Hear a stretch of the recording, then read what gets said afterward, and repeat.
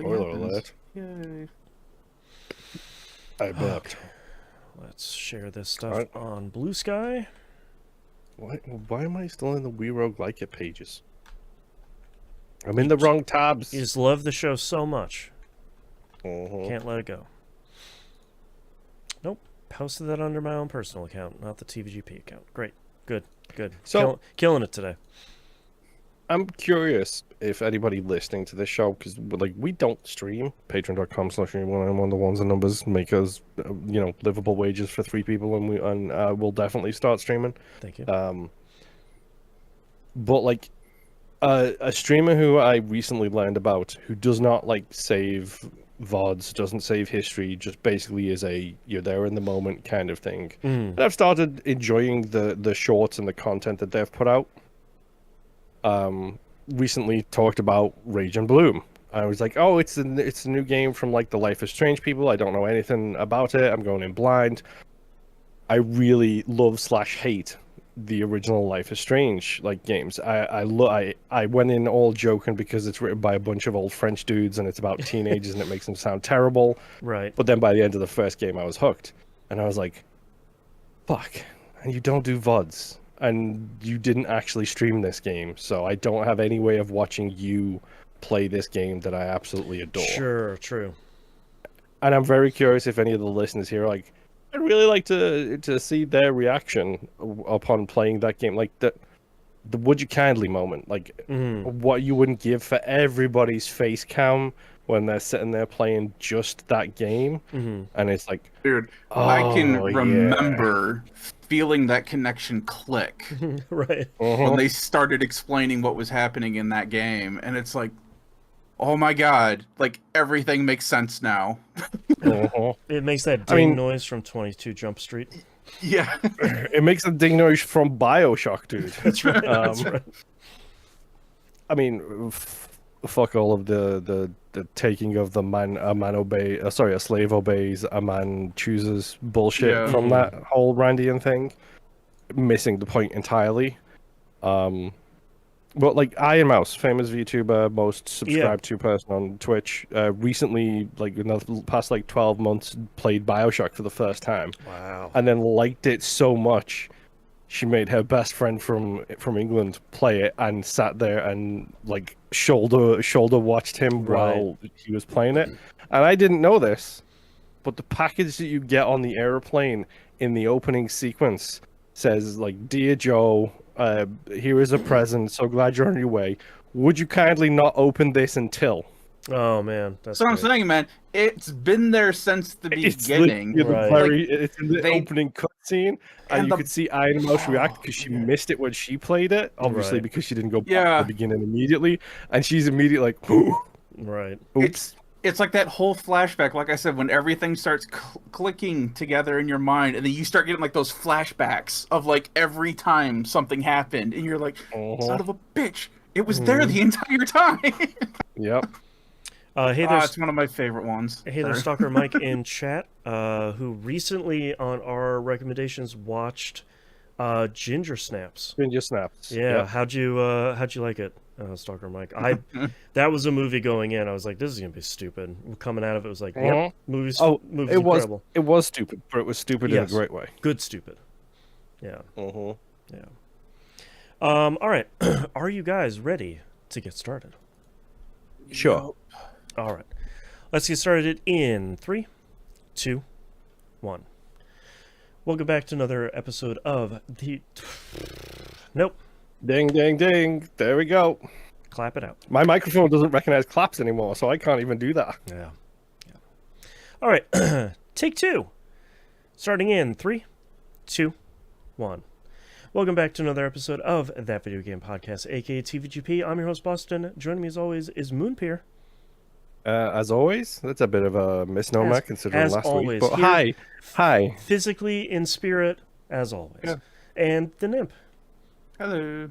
Let's do a quick plug here, as we always do, patreon.com/E1M1. The ones and numbers. $5 a month, recommended tier. Anything above and beyond that is greatly appreciated. Gets you everything. Gets you exclusive access to the Outcast, the uncensored weekly was going to say behind the scenes of our life, I guess, where we're talking about all the non-video game stuff this week, like pickles, working out, Little Caesars, problems with a motorcycle. It's got a little bit of everything, just like everyone. I mean, literally just lost like 50% of your patrons by saying pickles first. I'm just saying. Hey, maybe there will be a hater of the pickles on this very show. Who knows? You'll have to tune in and find out. And I was just going to say, too, that the pre-show is where I more openly discuss my private life, more so than I do anywhere else. My coworkers don't even hear me talk about exclusive my life. The way it should be. Yeah, exactly. That's right. You get early access to We Rogue Like It and Critical Misses. You get exclusive access at the $5 tier or higher of Critical Misses Production Meeting, one of my favorite shows that we do. A little peek behind the curtain to see how these shows are made. I think it's fascinating. And you get to see Moon and I cause psychic damage on each other sometimes, which is really great. Yes. Yes. And you get exclusive access to The Wayward Sons, the Supernatural TV show watchcast that Moon and the Nymph are going through. All of that, patreon.com/E1M1. The ones and numbers. All right, Moon, what have you been playing these past 2 weeks? Honestly, other than We Rogue Like It, other than Game Club, other than the things we have separate shows to talk about because we just produced way too much content, I've only really been playing Monster Hunter Wilds. Wait, it's I forgot. We have a brand new Game Club episode out. Moon, did you hear me last week bring up? That's right. He brought it up last week. We have a new episode for Lost Records, Bloom and Rage, Tape 1. I got it right. If you want to hear me be the most upset over a thing that I have been in a very long time. That is true. And you have played that game, and you've also played, unfortunately, we also spoil some of the ending of Life is Strange Double Exposure in there as well, so maybe check out both of those. Or if you don't care about spoilers, go listen to that as well. So we have that out. We do mention in there that we will be playing Tape 2, which is the other half of the game, at some point whenever it releases. So keep an eye out for that one. Our next game is the Stanley Parable. So we're going to play that for the next one. Finally getting onto the game that Musum has been asking us to play of like, is this a month for Stanley? Oh, no. But yes, we're finally doing Stanley Parable. Anyways, Moonpier, how is the hunting of monsters going? Well, you can tell how my life is going based on the fact that I didn't catch the fact that you missed the Game Club episode for the first time ever. We're all recovering from some stuff, you know. Yeah, we'll say we'll use the word recovering with some quotation marks in the top of it. Well, the ironic thing is, like when I talked about this 2 weeks ago, I was literally on the last story mission. Okay. So I did the last story mission and unlocked high rank mode, aka the real Monster Hunter starts here. Yes.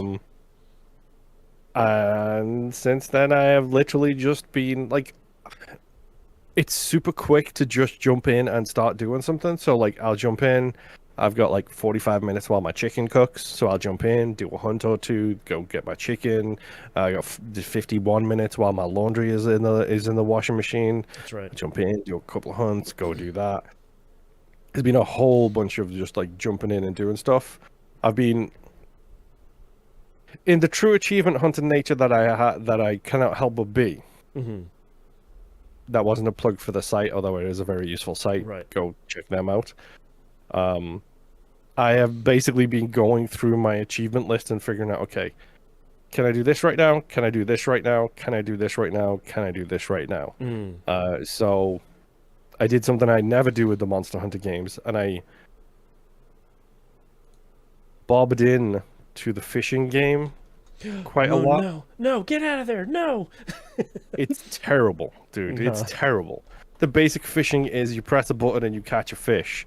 And then one of the achievements is you have to catch 30 Whoppers, which includes an actual fishing mini game where you've got to like lead them and then reel them in when they're tired and then lead them and then reel them in when they're tired. Okay. While monsters are roaming the map. Oh. So like if you happen to be fishing and a monster happens to come by you and decide that you look like a nice little snackle, then you're in trouble. Because the monster's just going to hit you and that fish is going to go away. So it's not ideal, we'll say. But I did it. I got my 30 Whoppers. I felt really sick after I ate them all. That was a Burger King joke, Hey-o. sorry. And like, I got the achievement. It's like, I don't care. One of the positive parts of it was there's a specific skill that an item of clothing could do, and one of those skills is useful if you catch fish. So I caught 3 of that fish, I made those pants, I put those pants on, I caught 27 other Whoppers, and then I took those pants off and put my regular pants back on. Right. Because, you know, you Regular have painted to... up. Yeah, you have to dress appropriately for the skill that you're doing. That's right. You dress for the monster hunting you want, not the monster hunting you're Exactly. doing. Right. Exactly. And but so I'm at this point now where I've beaten all of the monsters, I believe, so far. So I've witnessed all of the monsters. I have beaten all of them in at least one form. So I have access to all of the high rank armor equipment now. Okay. So literally, I got to the end of the game. I scrolled to the bottom. I was like, okay, I'm gonna make this armor and this armor.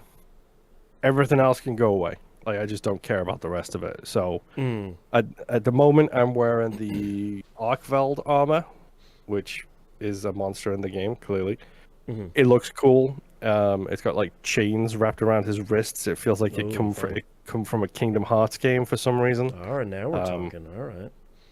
Oh yeah, dude, it's weird. And I'm also working on I think it's the Guild Pro armor, which you need ridiculously rare materials for, but it's not monster materials, it's like award materials. So it's like you need a Hunter Mark III reward, which you only get for doing like the highest of the high rank kind of missions. Interesting. Okay. It's like, okay, I guess I'll figure out how to get these eventually. But all the rest of the armor has like positives and negatives in like defense, so like dragon defense, fire defense, ice defense, whatever the case may be. They all have ups and downs, whereas the Hunter Pro is +4 in everything. Ooh, it doesn't have a negative stat in there, so it's like, I want that armor because it'll let me do the stuff. That's right. I know a friend of the show, Rob, is already working on builds, and it's just like, all right, here we go. I don't care enough right now, and I honestly don't think the game is hard enough for me to care about builds at the moment. Because I haven't really struggled. I was talking about this with Ian on Blue Sky. A lot of people are saying that the game is a lot easier than previous Monster Hunters, and spoiler alert, the Rathian and the Rathalos are in this game. I know. I would hope they would be. The cover stars of Monster Hunter for 56,000 games are still in the Monster Hunter game. Who would have thought? But like, I was playing with Rob when the first Rathian appeared, and we crushed it in 4 seconds flat. That thing was done. And we were talking about it. We're like, okay, so now we need to have the discussion. Is this game easier than previous Monster Hunter games? Or is it the fact that I've now played 4 Monster Hunter games and put at least 100 hours into each of them, and this happens to be a monster that has appeared in every single one of them, with pretty much the same basic attack structure throughout a lot of them? That was giving me my question of like, which side is it on? Of like, are you now kind of naturally used to the game, or is it just an easier game overall? And we haven't changed weapons. We're not one of these people who, like, from game to game to game, we're going to jump and choose different weapons. He's always a heavy hammer boy, and I'm always a switch axe boy. So it's like, I know my controls better. I know the monsters better. I know the animation, like, design a lot better, too. And it's like, is it easier, or is this get good, son? Finally, I've got good. Right, you're finally experienced. Yeah, and it's like, I think it might be the latter. It might be a bit easier, like, maybe, but also at the same time, like, I'm crushing this game with very minimal effort because I'm also I'm doing things I never would have previously done with the weapon I'm using. I am doing things a different way because I now have experience with the weapon I'm using. So it's like, yeah, I know the balance of when to axe, when to blade, when to power up, when to do the stabby, shocky thing. Like, I know all of this stuff now because I've been doing it for so long. Right. So, I don't know. I'm going to run it. I'm going to hit a fire monkey about 60,000 times until he dies, and then I'm going to leave. Right. And Monster Hunter. honestly, I'm also a lot more cautious. Like, when you go into a Monster Hunter game for the first time, if you're not careful, you will be wiped consistently, effectively, continuously. Like it will happen because you don't pay attention. Your health bar will go to a tiny little smidge and you won't even notice, and then you're dead. Right. But now I'm super cautious where it's like, I've got literally 1,000 potions in my like box back at the tent. I don't need to worry about potions. I'm just gonna drink them all. Oh, okay. I've got 152 pieces of perfectly cooked steak. I don't need to worry about it. I'm just gonna eat the steak when I need to eat the steak. I'm not gonna gamble on letting my health and my stamina go down until I need to. It's like, oh no, my stamina's gone down one notch. I'm eating that steak that gives me the full health. Oh, okay, like, sure. I am no longer like, I'm no longer cautious in my materials. I'm much more just use it. Because I know if I go and load up Monster Hunter World now, I've probably got 6 million potions and I never use them in that game. And I should have done. And I didn't. And now you know, and that's like, a lesson. How to most effectively make the potions. You know how to perfectly cook every meal. So, like, you don't have to worry about, like, oh, am I going to waste these materials? No, you have probably 18,000 stacks of each material. You're fine. You can just make more. Yeah. It's all good. And like with like traps, for example, like because I'm always a big catch kind of person. Like if I can end the fight 10 minutes faster by catching a monster, I'll always try and do it that way. Plus, your rewards are different. Sometimes you do need to kill. Like that's the thing that this game doesn't seem to have. It's not brought it to the forefront. Previously, you would capture a monster and get better rewards. Period. Oh, okay. Better or Because- more, from what I remember. Yeah. Yeah, you would capture the monster would go back to base, and then they would quietly cut it to pieces at the base while you were not paying attention. Rather In a than humane let way. yeah, in a Naturally, yeah. humane way, of course. Rather than leaving it out in the field where you can only get like 5 or 6 pieces of it, and then whatever. In this, it seems like the rewards are different. So if you're looking for a specific type of thing, it's easier to get if it's killed. If you're looking for something else, it's easier to get if it's captured. I don't really care. I'll just capture them all and then keep grinding until I get the thing I need, even if it's slightly rarer to get it if I capture it. Yeah. Open a zoo, maybe. But like something I learned from previous Monster Hunter games was if I'm going to do this really early on, I need to focus down on the botany skill, which is the skill that gives you more drops when you harvest something from a plant. So like okay. level 1, you'll get 3 herbs instead of 2. Level 2, you'll get 3 nuts instead of 2. Level 3, you'll get like 3 mushrooms instead of 1. Okay, So, that like, stuff adds up pretty quickly, I bet. Yeah, and especially because those levels stack too. So as soon as you've got botany level like 3 or 4, anything you're capturing that has a plant-based, you're just taking the maximum you can. And that's how you do traps. Traps is sleep herbs and parashrooms.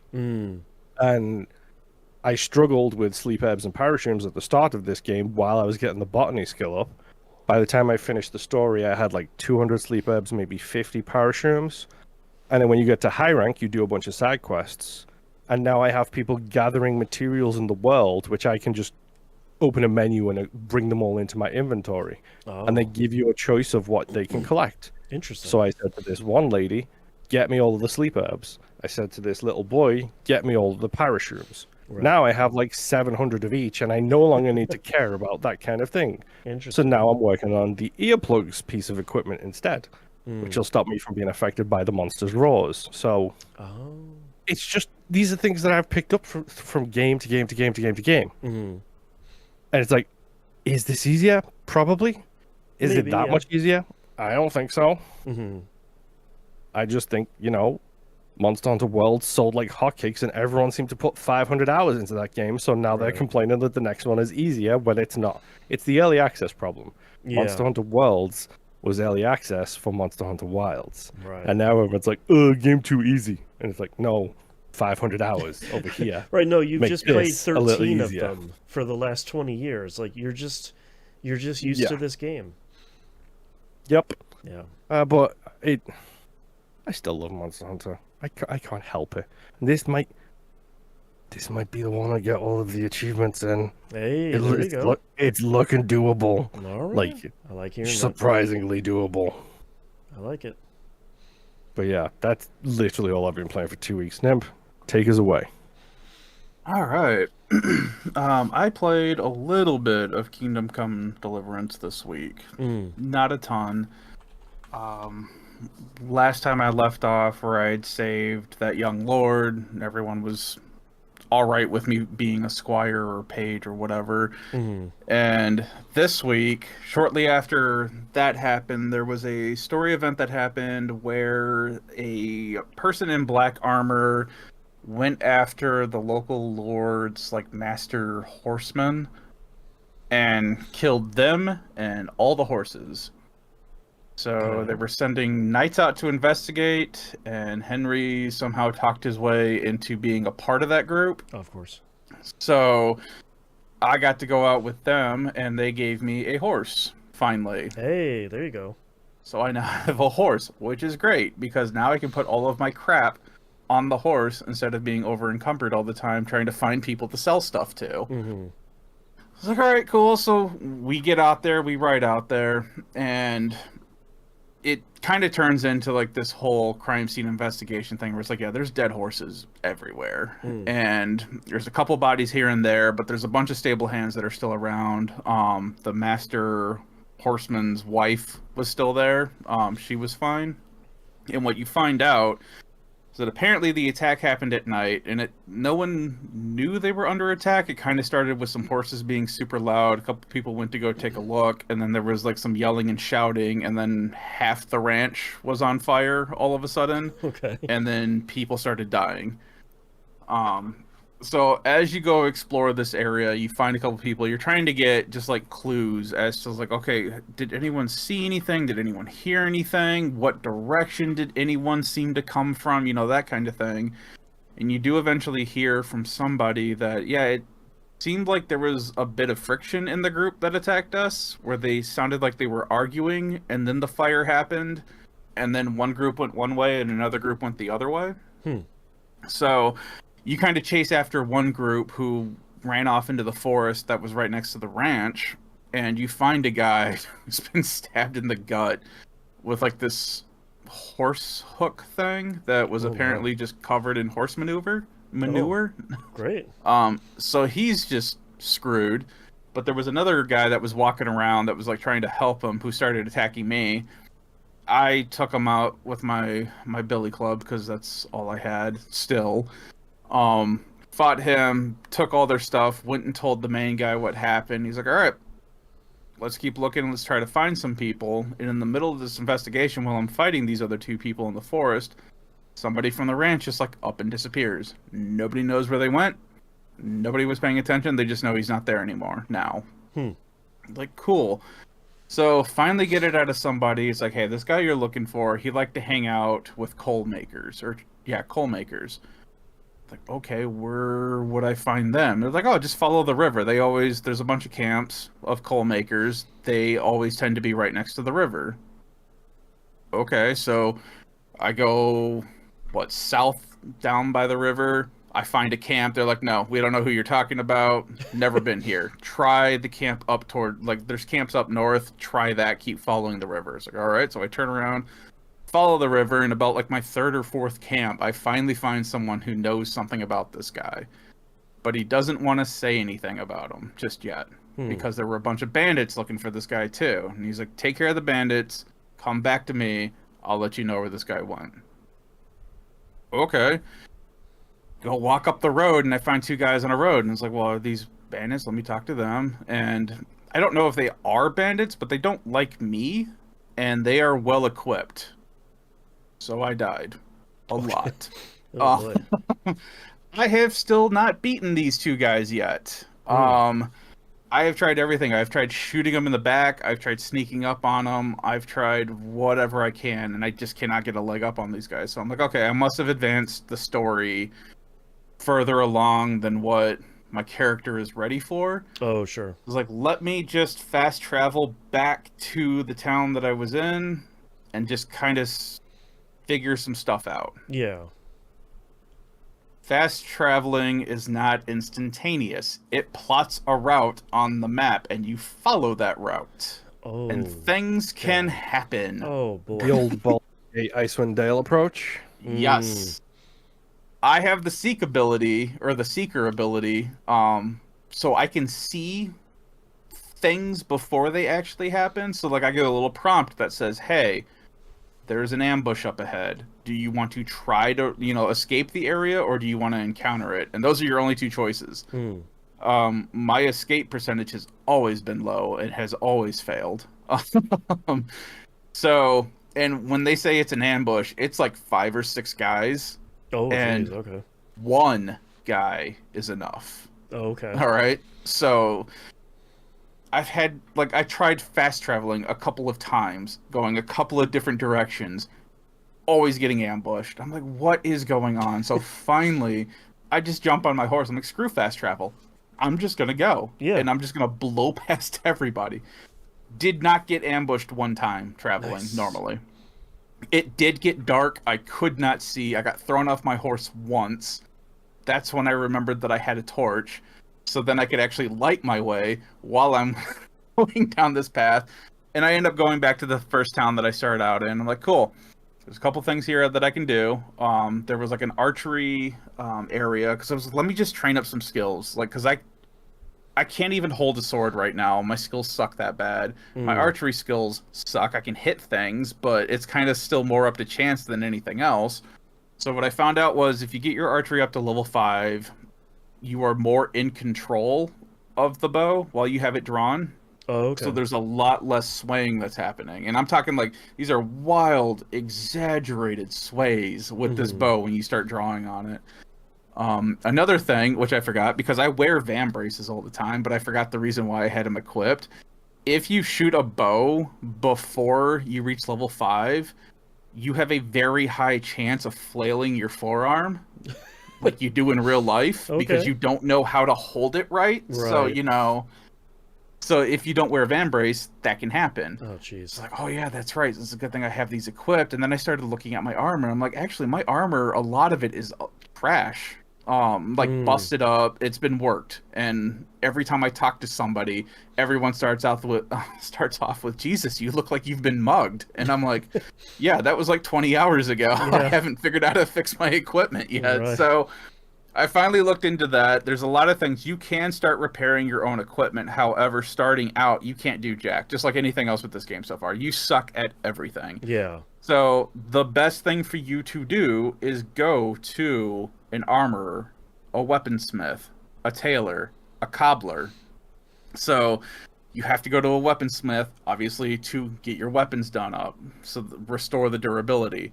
Armorer for your armor pieces, a tailor for the clothes that you wear under your armor pieces, which also give you defense as well. Like, you have to equip things in a certain order so that you're wearing them properly. And then you have to go to a cobbler specifically to get your shoes repaired. Okay. All right. Eventually, you can, when you start getting your maintenance skill up, you can start fixing these things yourself. You just have to buy a kit. And it's like, okay, cool. And they call them out specifically. Like, this is a weaponsmith kit. These are for all your weapons. You can use this up to a certain point kind of thing. I just have to get up to that point. So I'm like, all right. I found out that I could use a grindstone. And that for a sword that I took off of one of the bandits that I killed earlier in the investigation, I can use that sword on there, grind it on the grindstone, get its durability back up to 100, and I'm getting maintenance, experience. So it's like, cool, this works out. And it took a minute because there's like this whole thing where you have to keep on, since I'm playing with the controller, you have to keep hitting the left trigger to spin the grind wheel. And then with the right thumbstick, you have to angle the blade right So that way you see sparks. That lets you know that you're sharpening the weapon. If you start to see smoke, that means you're damaging the weapon. So you have to sit there and kind of play that. But while you're angling, the right trigger is also used for pressure. So you have to... Oh, jeez. It's this whole thing, man. Yeah. It's like you have to put just enough pressure so that you're not lighting your sword on fire and damaging it, but you have to keep spinning the grindstone so that way you're actually getting it right. And it's like, good grief, this...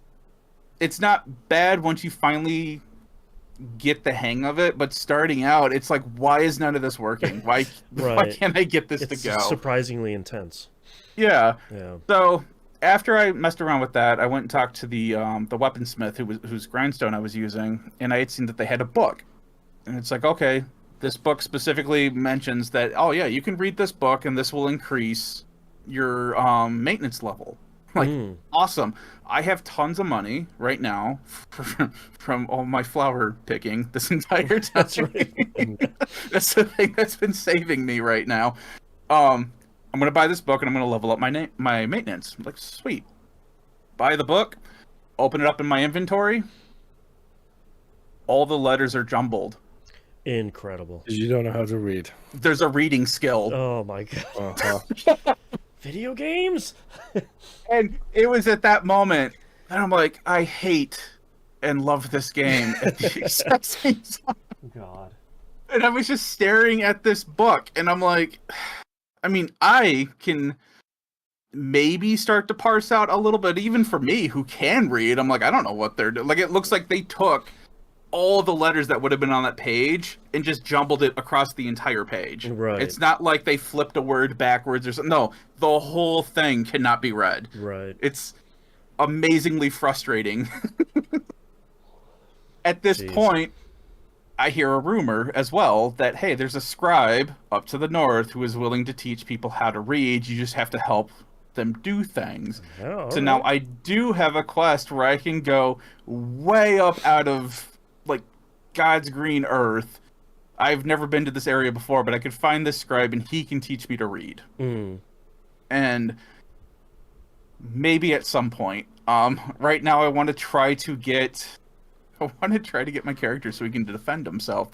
That's all I want. So I found the archery range, this castle, in the first city. And you can go in there and you can tell the guy, hey, I would like to compete. And it's just like a friendly competition kind of thing where you tell him, I want to compete. He's like, okay, what level are you? I was like, all right, I'm a beginner. And you can choose beginner, intermediate, or advanced. And so for the beginner, the rules are it's you and 2 other people shooting at the range. You get 7 arrows. Try to score as many points as you can hitting the target in basically dartboard fashion. Everyone's seen what, it looks like. The first person to shoot all 7 of their arrows first gets an additional 3 points on top of whatever points they've already earned before. Oh, okay. So you need to be fast and accurate. Yeah. Luckily for the beginning section, like, you've got, like, the innkeeper and it looks like a baker. Like, real low quality shooters here. So I was able to home into the facts. Like, I started getting used to the sway. It's kind of like playing any kind of first-person shooter. You get used to the sway. You feel where it's going to hit. It does like the figure 8. Like, you get used to the sway. You wait for it to center. You let loose, and then you get your bullseye.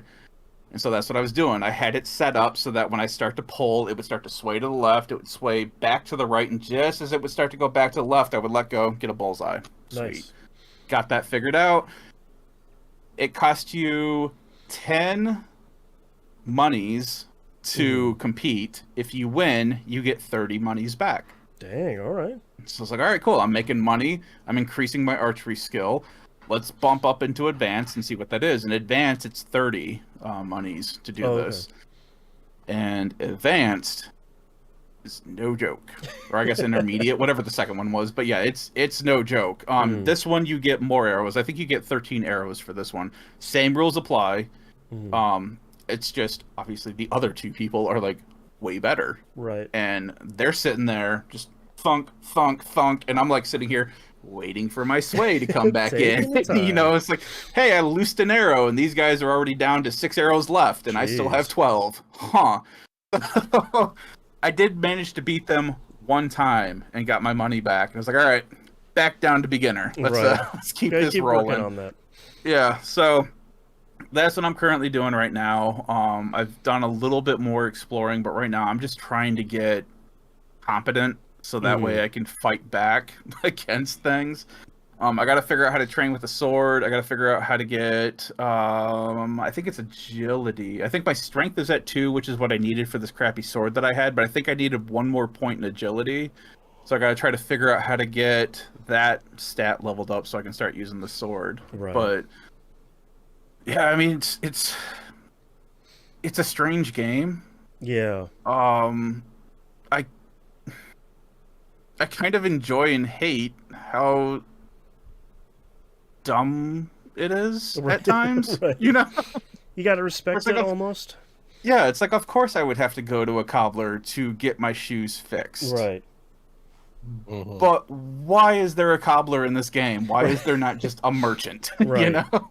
So why can I not read? I understand why I cannot read, but why can I not read? But come on. Yeah. So it's been interesting. But yeah, I think right now what I'm going to continue to do is to try to get my bow up to 5 so I can see if it really does stop the whole swaying thing. And then I just need to figure out how to get better with a sword. And then just try to see if I can take, because there's like a whole bandit camp that they want me to take on, and I'm struggling with 2 people out of this bandit camp. And I had a thought because you get a field area on the map where it's like, investigate this area to find the map, or I'm sorry, to find the camp. I'm like, I wonder if I could wait for nighttime and for them to be asleep. And if I could potentially then sneak in there and just slowly and silently kill people. Right. Or I mean, can in case of Skyrim, you just put a pot over someone's head and then crouch in the room for a while. That's know? right. That's True. But then there's another part of me of like, can I just set the forest on fire and see what happens? Oh, sure. Like, can I smoke them out? Like, yeah, will like, the game what are the let me do that? possibilities here? Yeah. Yeah. So it's like, because I'm all for setting things on fire with my torch. It has been amazing figuring out what can and cannot be set on fire. Much more to my detriment than anybody else's, unfortunately. But yeah, so that's where I'm at. It's an interesting game. Yeah. And I'm gonna continue. It's definitely my on and off game where it's like I'll pop in for a couple minutes, do some things, and then pop back off. But I am really interested to see what they do with 2. Yeah. Like, how do they evolve the systems from here? Like, I've seen a little bit of the opening for it. It looks beautiful, but like, I'm just curious on how some of this stuff, because I could not start back from scratch. Oh yeah. Like, have like the Metroidvania, oh, you lost all your abilities here, restart over again kind of thing. I would rather not. Thank you. Yeah. Yep. So yeah, Kingdom Come Deliverance, fun, interesting, hateful game. Yeah. The next game that I played, this is one that I came across purely by accident. And this is called The Dark Queen of Mortholme. Okay. This is a free game that you can find on itch.io. This just randomly showed up on my TikTok feed. It's a pixelated game where you basically play the final boss of a Dark Souls game. Okay, great. And the hero comes to you. Basically, you're sitting on the throne, and one of your henchmen comes crawling through the door and basically says, hey, we're under attack. All of your royal guard is dead. And then that guy just basically sputters out and dies. Okay. And then the hero comes in. And they talk up a big game, and your character is basically just like, you know what? Let's get this handled then. Let's go. And you step up from your throne, you walk down, the hero rushes you. I swung my mace once and just flat out killed this dude. I was like, that is not the direction I thought this was gonna go. So you walk up, you hit spacebar on their dead body, you set it on fire, you walk back to your throne, and they show back up. Okay. Because it's like a Dark Souls game where you respawn. Uh-huh. And it turns into this whole thing of you are basically the Queen of Darkness. You are eternal. You have always ruled. You will always rule. There's nothing that this person can ever do to defeat you. And it becomes very interesting because the second time that the knight shows up, like the entire time that I don't even think he hit me the first encounter, but the second encounter he did hit me, does like no damage to you. Okay. Like you could just stand there, you're not taking any damage whatsoever. It's like, all right, so you can do one of 3 movesets starting out. You swing your mace, there is a charge forward attack that you have, and then there's like this area of effect spell that you have that will send up like a column of darkness around you, and then it will start to track a ring around the hero, and after like a couple seconds that'll pop off and it'll do another column of darkness wherever the hero was standing at. Oh, okay. So as you start doing these things in a Dark Souls way, the hero is learning from you. Right. So it's like, he rushed me the first time, I hit him with the mace, he instantly died. He comes back the second time, I hit him with the mace, all of a sudden he has a second heart. Okay. It was like, okay. So then I hit him a second time with the mace and he's dead. Set his body on fire, walk back to my throne, hero shows back up again. That's clever. They have a quip, like they both kind of quip, and you choose what the Queen of Darkness says to the hero every time. And it's kind of funny listening to go back and forth for a little bit. It's like, okay, let's just go. Like, you're kind of annoying me. Let's just fight. And then you go to hit him with the mace, and next thing you know, all of a sudden he just like dodges. It's like, well, wait a minute, what the hell? Like, you can't do this. Yeah. So it's like you try to hit him with the mace again, and he's like at that point where it's like he's got your melee range figured out. So he's pixel perfect. Right where your attack's not going to hit him so that he can rush in and start attacking you. It's like, you little bugger. So I do my rush attack on him. Killed him, no problem. It's like, okay, yeah. Set his body on fire, walk back to the throne. He comes back and he's like, huh, didn't see the timing on that other attack. Let's try this again. And so, yeah, so then you continue on to attacking, but then he starts getting better, and when you pose up to do your forward rush, he jumps up in the air, and that avoids the rush attack. So now you have to kind of divvy things up, at least the way I did it.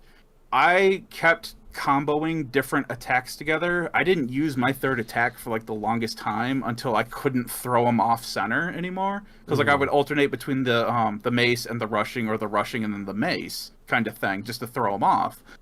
And eventually it's like the hero just gets better every encounter. So then you have to start using your other ability because you can't hit it otherwise. Oh, I see. But then once you start using your other ability, he starts to learn off that. So then you have to mess with the timing and everything. And then he's starting to actually do damage to you now. It's like, okay, this is getting weird, but whatever. I finally get to a point after, I think I was playing this for like an hour, where it's like, he finally got me down to like my last bar of health. And then the queen just does this awesome attack where she's like, you know what? Screw this. Holds out her mace, drops it, and like this sound wave just starts like going across the screen, and then she morphs into her second form. Oh, that's really good. And now you have like a whole other 3 attacks for you to start using against the knight, or against the hero. And it's kind of the same thing. And the entire time, they both have quips at the start. Like, there's this one point where you walk back to the throne, and the queen looks back at the door, and the hero doesn't come through the door. And it's like, all right, what was that? So then she goes to sit up on the throne, and the hero finally shows up, and she's like, what was that? And he was like, sorry, I got sidetracked. I found this cool looking sword in your garden. Great. So he's getting equipment and stuff. Like he'll have like a bow that he eventually finds in one of your guardhouses as well. Like he'll go exploring while fighting you, or after fighting you, and he'll come back with different things, and he's always got like a counter to one of your attacks. Right. So it turns into this whole thing, and it's really funny because you do get to a point where it's like, all right, I'm starting to get up against, the ropes on this. Like I'm running out of ways to throw this hero off. And I do a rush attack before I do like a phase shift, and I like just flat out kill him. And I was like, what the hell was that? Like, I haven't killed him with that attack in a while now. Right. And I go back to the throne, and the hero pops back up, and even the queen's like, what was that? Did you get distracted? Like, you should know how that attack works by now. And he's like, yeah, I wasn't paying attention, sorry. And then they start fighting again. So it's like this whole weird thing. It's a really cool game, that's and really clever. I really like the perspective on it. It is a fairly short game. I think I played it for 2 hours. And from what I was reading, there's 3 endings altogether for this game. Okay. So I don't want to talk about it a whole lot. I just kind of wanted to touch on the mechanics and some of the storytelling, but a lot of the story is really good. Especially since you don't ever leave this room. Like, if you're watching the video, it's just you fighting the hero, you kill him, you walk back to the throne, and the hero shows back up for you to fight again. Right. Like, that's all it is. It's just, but it's got a really cool story, and it's a really cool visualization of what happens in a Souls game, where it's like you walk into a boss chamber, you get your butt handed to you, and then you learn the attacks, and then you start getting better fighting that boss, and then the boss throws something else at you, and you're like, oh, I didn't see that coming, and then you just keep going until you beat them. So it's a really cool, interesting game. That's really right clever. now, yeah, it's only available on PC right now. Looking at their website, they are talking about possibly bringing it to PlayStation, Xbox, Android, and iOS. Okay. If it's like a $3 game, like maybe $5, yeah, I would probably buy it just to have it on the console, just because it is so interesting, and I really enjoyed what little bit was there. But yeah, so the Dark Queen of Mortholme is a fun little free game to check out. Yeah, it's on itch. Just Google it. It's Mortholme. They have their itch.io page, and it's right now it's a name your own price as well. It's on PC, Mac OS, and Linux. Yep. Yeah, so that's cool. Outside of that, my final game that I checked out this week was Okami HD. Oh, yeah. I bought this It went on sale when they announced $5. the sequel as well. Yeah, right. I think it's actually. I just saw a thing. Hang on, let me pull it back up because Wario64 was just saying, yeah, Okami HD on Steam is $8.50, $9.99 on PSN, and if you go to VGP, it's $21 for a physical reprint of the PS4 version of the game. It's a steal. Yeah. All I knew about this game was you play as a white wolf, and it's basically a Zelda-like game with dungeons, and you upgrade abilities and stuff like that. And yeah, that's what this is. And it's a Zelda game, if I remember correctly. Yeah. And that's kind of my jam right now. Been having a lot of issues focusing on a game the last couple of weeks. If anyone's noticed how I just seem to be bouncing from one game to another game to another game. In all honesty, Wilds has just been the solution for me, because it's just been like, yeah, okay, I can just focus on this for a while. Right. Yeah.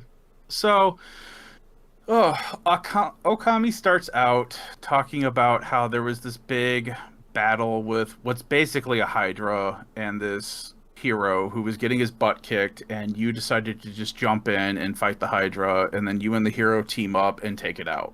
Okay. And it begins with Amaterasu? Like the... Yes. Okay.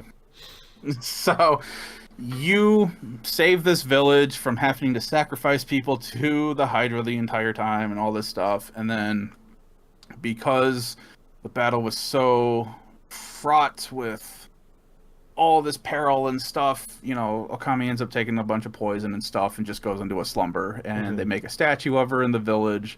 And 100 years later, somebody unlocks that terror again. And then your statue gets busted up. And then you just kind of come back. Amaterasu's back on the case. Yeah, and that's how the game starts. There's a floral spirit that tries to awaken you, and you find out that you are technically the main god of this region, and you are actually the mother of this spirit that was helping to watch over this area. And she uses the last of her power to help revive you or wake you up or whatever ends up happening, because it doesn't sound like you were actually kind of dead. It just seems like you were slumbering for like 100 years or whatever. And once you get that, game starts up where it's like, all right, cool. You're kind of nowhere. You're kind of in a void. Like, besides the area that you're in, everything around you is dark. And you have to try to figure out how to get out of this area, get back into the world, and figure out what is going on with this terror that's been unleashed again. And you get introduced to this little bug who is a painter, a master painter. And that is how you start to learn about the brushstroke techniques in this game. What platform are you playing this on? I am playing on PS5. Okay, because I know this was originally released on the Wii, and part Yes. of the thing that was incredible about it was using the Wiimote to do the brushstrokes. Yep. Right. So, and which is actually something I was going to bring up, because so for the PlayStation, for you to use the brush mechanic, you have to hold down R1, and then that gives you like this brown, blackish paint. Like, basically everything that you were looking at turns into like this canvas, and the paintbrush shows up. And while you have R1 held down, you can move the paintbrush with the left thumbstick. You can change the camera to look around the area with the right thumbstick, and you hold down square and use the left thumbstick to actually draw with the brush. Okay, so I think Chicory did a similar kind of control scheme of like, okay, I'm holding the brush down and then can use the stick to paint. So you're not doing anything fancy. So far it's just, hey, make a circle. Oh, you did a circle in the sky. You created the sun. You later get an ability where it's like, hey, you can slash with this ability now. All you have to do is just draw a straight line through whatever you want to slash, and now you're slashing through it. There is a lot of circles that you are drawing for different things and different abilities that you unlock. I have 6, they call them like master paint skills, and there's 13 of them all together, and I think I already have 6 of them. So, and there's different things that you find where it's like, okay, you can now rejuvenate, like if there's a busted bridge, pull up the paint menu, you can do like this quick little drawing thing where it's like you just fill in the area where it was busted. That will fix the bridge. Cool. You find a tree that's dead, you draw a circle around its branches, now the tree is blooming. But you have to be careful that you're actually drawing it around the tree and not up in the sky, because if you draw a circle in the sky, you create a sun. So it's like it's very contextual of, because now I have an ability where it's like if I draw a circle in the water, I create lily pads that I can jump on, and now I can traverse water. That's actually one of the newer skills I just unlocked. So it's not anything terribly difficult. Even with like the constellation stuff, for you to get more powers, you find these constellations, and it's like, hey, it's missing a star. All you have to do is look at the line and be like, okay, there's not a star at this junction where it turns, so you just hit square in that spot to just dab the paintbrush down, let go of L or R1, you've painted a star. Now you've completed the constellation. Now you've earned a new ability.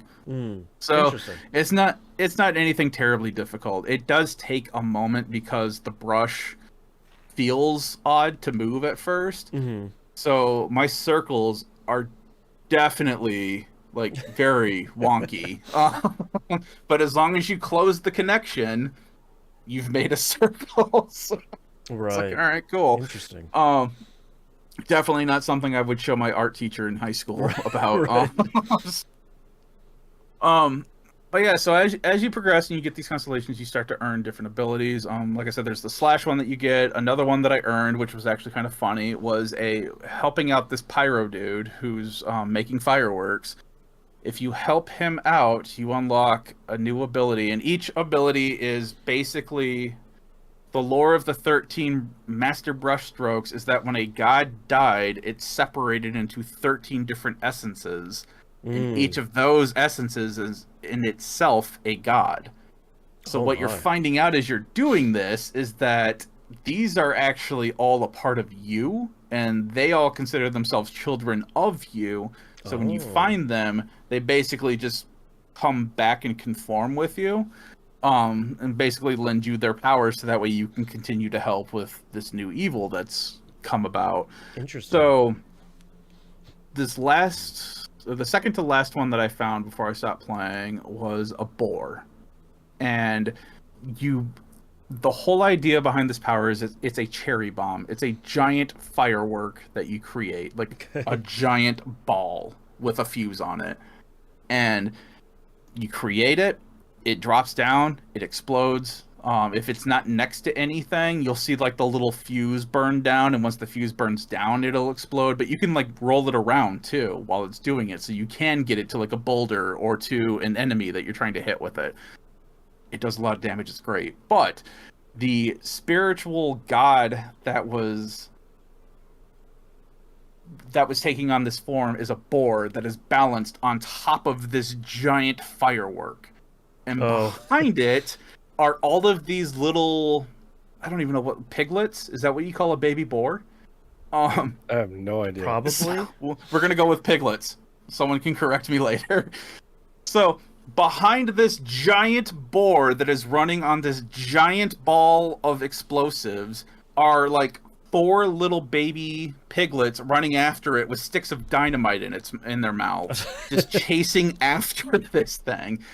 And what happens is it'll stop. They all line up. They introduce themselves to your character, basically letting you know, like, hey, we will, conform with you so that way you can have our powers to help fight this evil. But then the giant boar loses its footing and it starts to roll away. And because it's moving, the little piglets start to follow it and they all crash into each other. And then they explode off screen. And normally up to this point, you get a nice little conversation. You get like this piece of kanji that shows up when they give you their power, and you absorb that kanji as your power. Mm-hmm. When the explosion happens off screen, this little orb with a kanji in it slowly starts to roll back on screen and just like barely touches you, and then you absorb the ability to use the cherry bomb. That's great. I was like, all right, it's got a nice sense of humor to it. So I'm not terribly far into it. There's been some exploring that I've been doing. The fighting's been pretty fun. You see enemies on the field, and it's kind of just like an old JRPG where you run into the enemy that's on the field, you get brought into this battle arena, and you have full run of the inside area. Oh, okay. And then you have a certain amount of enemies to take on. You have a square attack, which uses, currently I have a disc on my back right now that I was given. I can use that disc to basically attack things to combo them a certain amount, and when they turn black and gray, you can then use your brush strike ability and basically finish them off. Oh, okay. You don't have to wait for that, because like I was noticing with the cherry bomb, if you drop the cherry bomb next to an enemy or roll that into them, that does a ton of damage, even if they're not black and gray. So you can kind of just sit here and mess with the abilities a little bit, and kind of get some weird combos going, honestly. So I've just been having a lot of fun with it. I've been enjoying the art style. It's like that old Japanese woodblock art style. The music's been fantastic. There is no speech. They all have like that like the Banjo Kazooie, like yeah, exactly, like that gibberish speech. Everyone's got that, but no one's actually saying anything. Right. But yeah, I've just been having a lot of fun. I do want to play more of this. So I've always meant to play this, and I never have gotten around to it. But that was kind of my thing, because when they announced that they're working on Okami 2, I'm like, all right, like, I really should just buckle down and finally play this game. Like, I didn't have a chance to play it on what it originally came out on the GameCube, I believe. PS2. Or some PS2 it originally came out? Okay. I didn't have a chance to play it back then, no matter the console. And I just picked it up forever ago, and it was like $5 or $10 on sale like a year or two ago, and just have not gotten around to it. And I feel kind of bad now, because I am really starting to enjoy this game. I will say, though, that this does start out with the options for the camera. You need to change them. They're inverted X and Y axis. Oh boy. Okay. And they say that, oh yeah, the XI are correct. These are the normal inputs. And I'm like, no, they are not by any stretch of the imagination. This is not a flight simulator. Right. It's a normal. It might be normal if you're using a Wiimote. True. No. Maybe.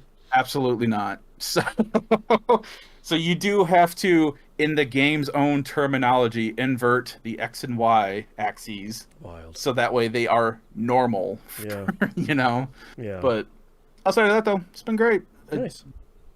So that's all they've been playing. Okami. Check it out. It's on sale right now everywhere. So buy it if you haven't already. Yeah.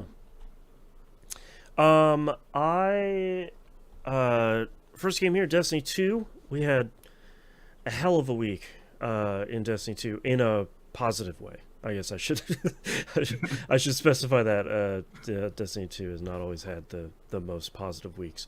Have like 3 different things going on this week. The Moments of Triumph is continuing, and for anyone that hasn't played Destiny, it's largely a celebration of everything you have done or could do in the last year. It's usually like 25 to 30 triumphs of like, did you run this dungeon? Did you reset your rank with the gunsmith in the tower? Did you collect X, Y, and Z things from this DLC? So if you've been playing for a while, it's usually like, all right, the activity launched, and I'm just kind of going through the checklist of like, yep, did all of these things. If you just started playing, then usually it's a lot of an opportunity to say like, here are the cool things to do from maybe the last piece of DLC or the last couple seasons or things like that.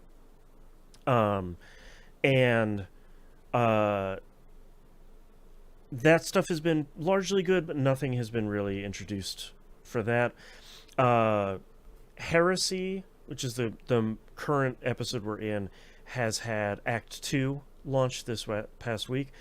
Starts with something I'll talk about in a minute, but also this week kind of concluded with the coolest cutscene in Destiny history. I don't know where they were hiding, whatever team did the cutscene for this. Really incredibly cool work. Even if you haven't been paying attention to much Destiny lore, some really cool stuff has been happening. They launched a new activity this week called Court of Blades. It's a kind of a revamp of the Court of Oryx from Destiny 1. Kind of a much beloved thing. It's a little different though, because the thing that people loved, or at least what I loved of Court of Oryx in Destiny 1 is, as you were exploring around the Dreadnought as kind of like a destination in Destiny 1, you would just stumble upon people doing Court of Oryx. You could kind of hop in and help. You could start an instance of it. You could kind of do whatever you like. That isn't going to happen this time because of how they've redone the Dreadnought, but it is a lot more focused on, all right, you're going to find a group of 3 people, you're going to go do Court of Blades. And it really is, I don't know, it's a time-based challenge, essentially. You go into an arena, and you'll have one boss, or kind of set of bosses to kill. And usually they'll have some light mechanics around them of like, oh, the bosses are invulnerable when they're next to each other. Draw them apart from each other. Or find the rune on the ground that matches the one that's floating in the air. Stand on that, they lose their damage resistance. Or all of them need to die around the same time, or they're all going to come back to life. That sort of kind of almost public event sort of things that we would see out when you're exploring. You go into an arena, you kill 2 of those bosses, you come back out, you kind of buy some upgrades, you get some ammo recharge, you go back in, you see how many bosses you can beat in the time. The only time the timer pauses is when you're back on the kind of lobby area. So it's kind of this fun activity of like, how quickly can we do these mechanics? How quickly can we just do DPS on the boss? A lot of the bosses don't have an immunity shield like a lot of Destiny bosses do. A lot of times they will have a damage reduction shield, and by doing the mechanics, you bring that shield down, so you're kind of doing full damage. But if you have good enough DPS overall and your team is doing really well, you might be able to DPS the boss down faster by just damaging them and not doing the mechanics. So there's kind of this interesting kind of push and pull there of like, how good is your team? Can you just bypass a lot of this stuff, or can you just do you need to do the mechanics to do this stuff? So that stuff is really interesting, and I think I think my only criticism is it's a little bit overwhelming at the beginning, because there's buffs and there's debuffs and there's bosses and you have mechanics to do this, and the bosses are fighting you, and there's enemies in the arena, and like your teammates are going fast, and like I think your first maybe run or two or three can feel a little bit overwhelming, but I think once you get those first couple under your belt, I think it's like, oh, okay, I've seen augmentation bound before. I gotta separate the bosses. Okay, cool, I know how to do that. Like, you really once you get a handle on it, I think it becomes way easier. But I think in typical Destiny fashion, your first run is just going to be like, oh my god, there's a little pew, pew, pew, I'm just like shooting at everything, let's see if I can damage anything. And that, I think that can feel a little bit overwhelming for players that might be returning, especially for the Guardian Games event I'll talk about here in a minute. We did get a secret mission here that unlocks an entirely different reputation track for this act, which is a really wild thing. There's this, I still kind of don't want to spoil it, but you go to this location in the last city, and there's this giant slab in the corner of the room, and before you'd be able to rank it up to like level 10, and that was kind of it, and it seemed like things were sort of incomplete. Starting this week, you could rank it up to level 12. And it's like, okay, but that still seems like it's a little bit incomplete as well. You do this secret mission, you gotta find this thing in one of the activities. It launches like this whole thing.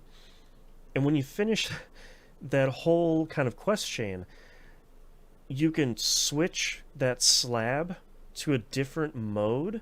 And not only do you have an entire different reputation track now, but you have like 10 new things to unlock. An exotic weapon changes completely depending on which mode you have. There's a bunch of new collectibles in a couple of the modes. There's new activities and stuff like that. Like, it's genuinely kind of wild stuff that is happening in from just like stumbling upon this thing. So that's been pretty interesting to see, of like, oh, now I have a whole bunch of other stuff to level up now, which is usually not the case at this point. Usually at this point you're like, I've maxed out the reputation, so okay, I'm just that's all the stuff to do.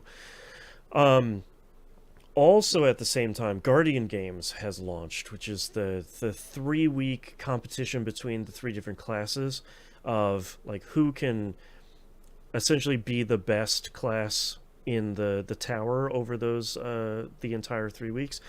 It's usually fairly good-natured. A lot of like hunters never win because they just don't show up, which is very much like hunters do. And warlocks usually, I mean, look at their inspiration. Their inspiration is Cade. Yeah, like he's just, I mean, he's not around because he's dead at this point, but like, that's my point, dude. Yeah, like he's even before he was sort of like, that sounds like a lot of work, I'm not going to do that. So it's usually like fairly good natured, and a lot of the activities are in the past haven't been super exciting because it's been a lot of go do your typical strikes, but it's only going to be you and 2 other people of your same class. And then you're going to try and get the most points you can get as you go through one of these strikes. And those were fine, but I think if they would have brought them back again this year, I think that would have been a little bit of a bummer. This year they brought back Supremacy, which is the PvP mode, which is in... Oh, what is it called in Call of Duty? I don't remember.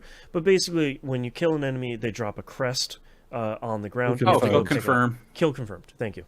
It's just kill confirmed, which is great because no Destiny players know how to play that, which means I win a lot of matches. But those are class versus class 2, which sucks right now because Titans are grossly overpowered with one of their skills. They can essentially just throw down a barricade and shoot lightning at everybody, which one-shots them, which is a lot of fun. As it should be. Yeah. It sucks real bad.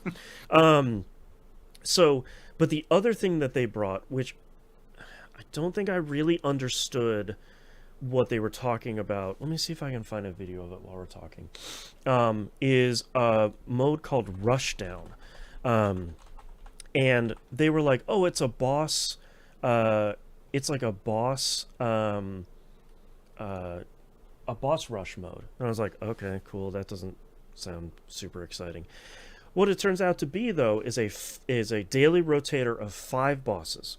And there's a whole bunch of modifiers. It doesn't really matter. They're bosses from across all of Destiny 2's history. So Oh, that's cool. we're fighting stuff of like, oh, here's a boss from Curse of Osiris, which isn't in the game anymore. We're fighting a boss from Season of the Haunted, which I haven't thought about in years. We're fighting the very end boss of the Final Shape, the 12-person mission. You're fighting that with 3 people now. You're fighting Riven from whatever DLC that was, Witch Queen, I think it was. Like, they're throwing all of these bosses in the mix, and since the rotation changes every day, you're kind of going in and be like, okay, what am I fighting today? And you're fighting like, oh, okay, cool. I'm just fighting one of the bosses from Lightfall, one of the really incredibly hard bosses from that. Cool. Okay, I guess that's what I'm working on today. And it turns into this really fun thing of it being a surprise of what you're fighting, and also it being a timed thing. So you're going through and you're trying to beat these bosses as fast as you can, because you're getting rewarded if you beat all 5 bosses, and you get more rewards the faster you do it, and the more revive tokens you have at the end. Okay. And you get, I think it's like 4 or 5 minutes for the first boss. After you beat that, you get a couple more minutes on your timer, and every time you beat a boss, you get more time added to your timer.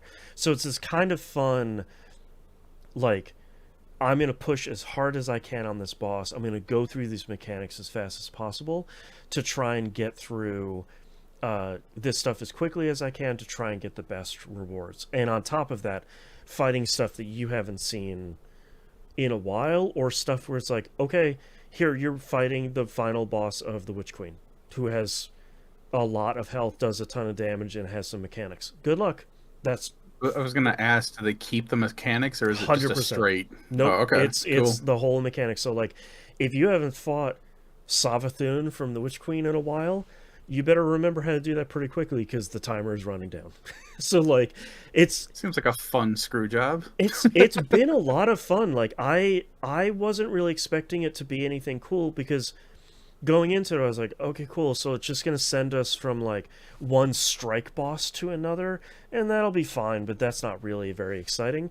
But for them to just be like, nope, we're throwing everything in here, like stuff you just haven't even thought of in a while, you're gonna be fighting all of it.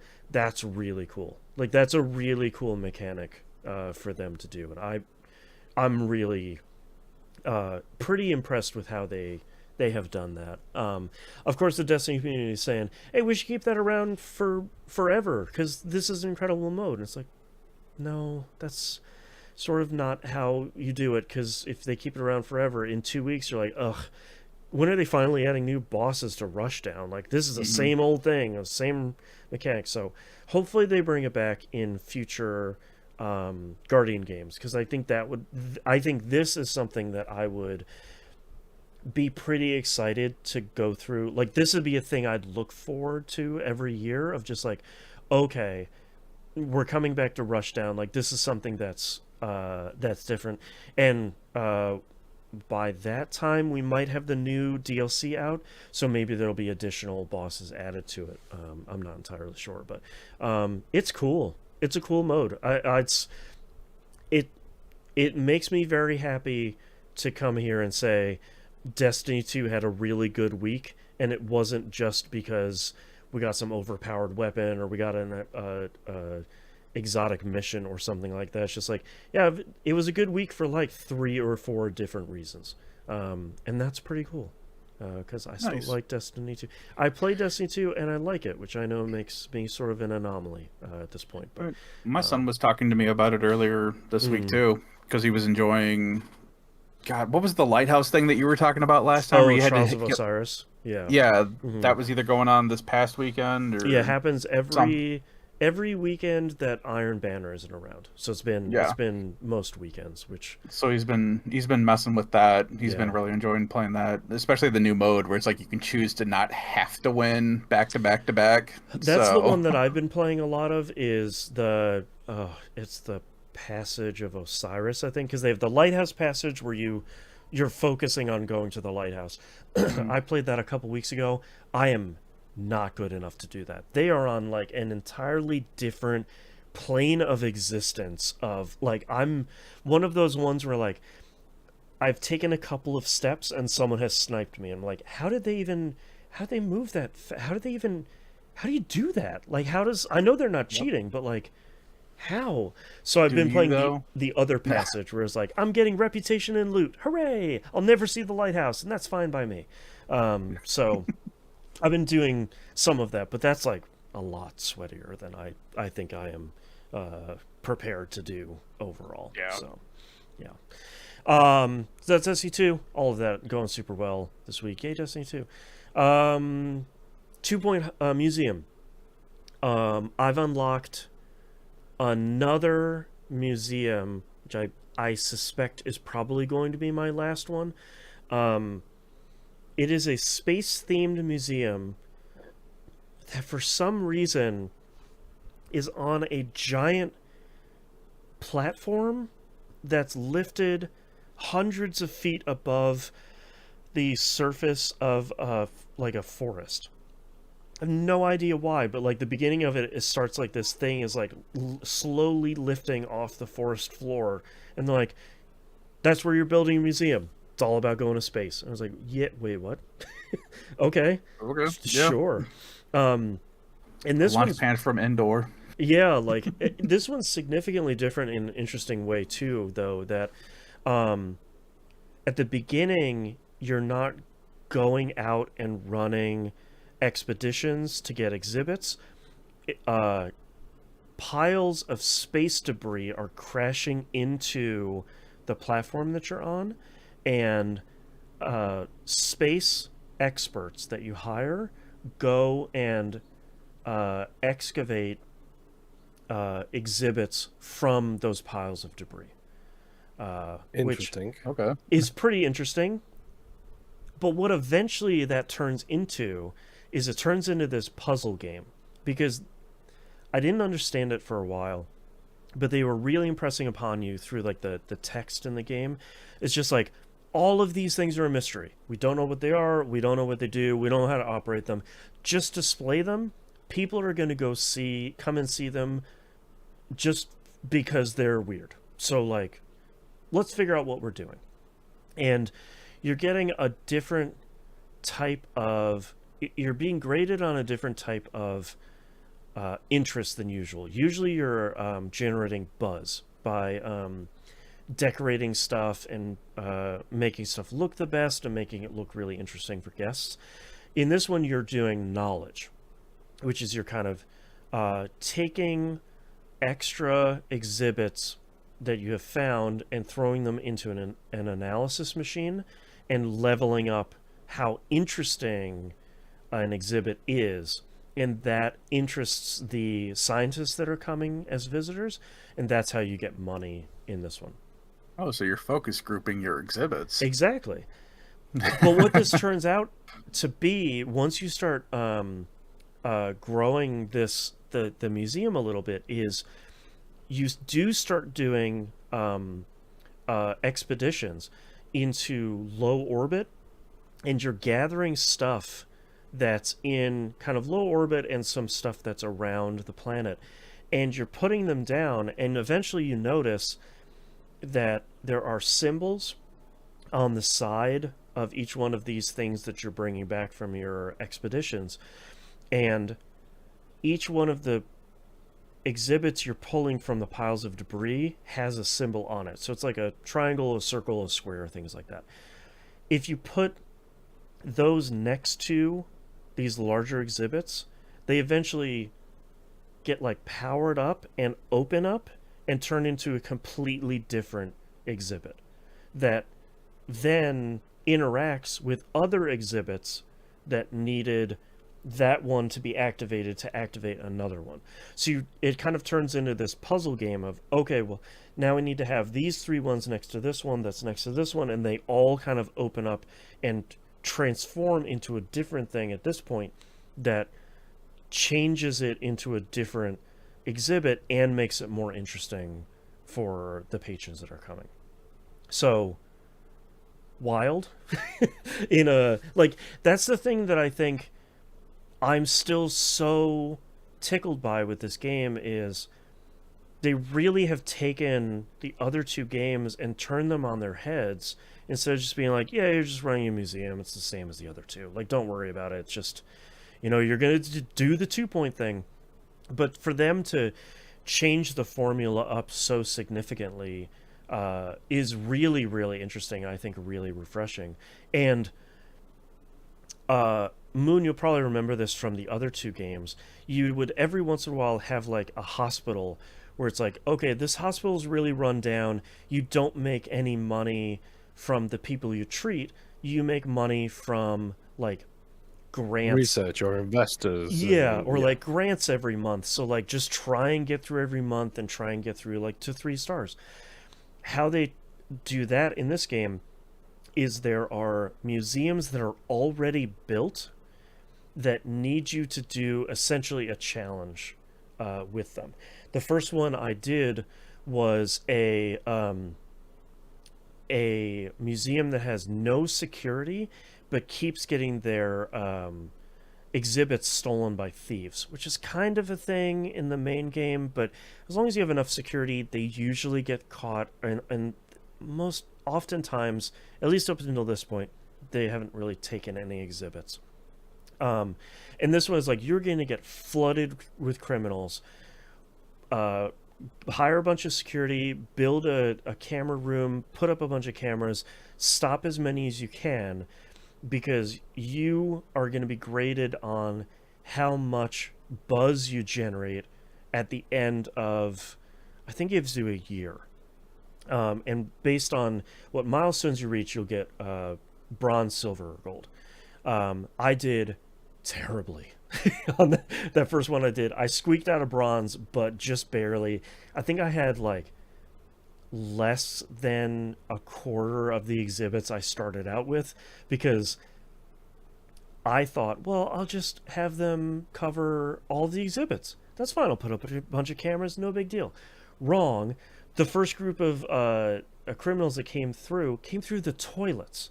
They like bust out of the toilets, break across the museum, steal it, and then bust back through the toilets. And I was like, that's awesome. Cool. Does that make them the wet bandits?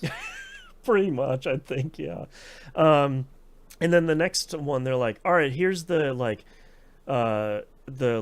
underground moles or whatever they're called.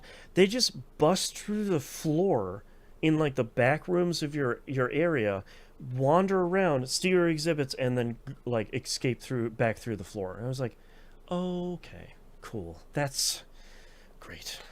So I did very poorly on that one. Did a little bit better on the one that needed you to set up like a marketing thing to generate buzz. That one went a little bit better. But it's interesting to see them also take those kind of restrictions that they've done in the previous games and change those around a little bit. I think I've unlocked all 5 museums, because the curator challenge I have right now, which is like the conceit for the game is you're essentially leveling up yourself as a curator by taking over all of these museums in the area. The curator challenge I have right now is basically get 2 stars in another museum in the area. It hasn't said like, oh, just unlock this one and get 1 star there. So I think 5 is the maximum number of museums here, which is fine because I've been playing this a lot already. There's sort of a lot of game in here already, so it's great. I'm having a blast with this. I'm not at the point right now that I sometimes get to with these games where I'm like, okay, I'm ready for it to kind of like keep going or wrap up at this point. Like I could be kind of done with it. I'm really not feeling like that at this point, which I think is kind of a big improvement over the other 2. As much as I liked those, sometimes I'd be like, all right, maybe I'm kind of doing the same thing over and over again. Maybe we could keep this thing moving on. So 2 Pill Museum, still really good.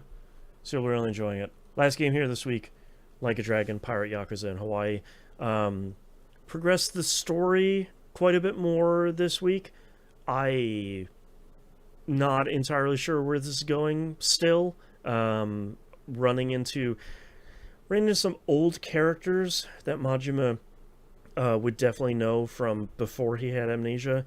It's kind of a treat to see him not knowing how to deal with those people and sort of being like, we're not cool. I don't know who you are. Like, who are you? What are we talking about? So that's been kind of fun to deal with. Did a lot more high seas stuff this week, because that was part of the storyline. Has been, you need to take out, I talked about it, I think it was last week, this isn't really a spoiler, it's the Yakuza thing they've been doing for a while of like, here are the 5 evil guys that you're gonna deal with. Last time it was like the Elite Four from Pokemon that they had like a different name for. It was like the Furious 5 or something. Like, you're gonna have to take them down. This one has exactly the same thing. So I had to take down the first one of them to progress the story. So I did that. So I did a lot more high seas stuff, which has been pretty good. But spending a lot more time in Madlantis, which is still a really great thing to call your dumb, like, off the books gambling area on the high seas. So not a lot more to talk about here this week of this. A lot of it is just story spoiler stuff that I don't really want to get into. And a lot of the rest of it has been, I'm still just fighting a bunch of dummies in Hawaii, and I'm fighting a bunch of pirates with my ship on the high seas around Hawaii. So, just kind of doing the thing. But just still having fun. Yeah, still having a blast with this. I'm not sure if I'm gonna get the platinum for this. I still don't know what the there's a lot of hidden trophies on this one, much more than I think in previous ones. So I'm curious. Once I finish the game, I'm curious to see what the rest of that's gonna be, and we'll see if I go through and get the platinum, or if I'm like, maybe I'm done with Yakuza here for a little bit. I still have to finish Kiwami 2, so like I have, and 3, and 4, and 5, and 6. So like I have plenty of other Yakuza games to play if I kind of get tired of this one. But Pirate Yakuza in Hawaii, still going great. That's all I'm playing this week. Let's take a break. Yep. Woo. I spent a bunch of time talking about Destiny. Of all things. And it's shock of shocks. It's also very funny that you played Okami, Nim, because I own a lot of copies of that, and I was thinking, I should really play. I was just looking at my database. I own it on PS2, Wii, and PS4.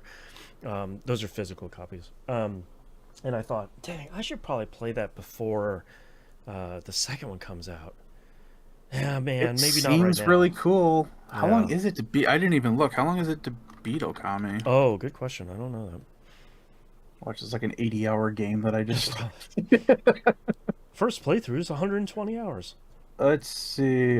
Main story, 33 hours. Completion is 53 hours. So, yeah. That's not too bad. Yeah, it came out originally 2006 in North America. Wow.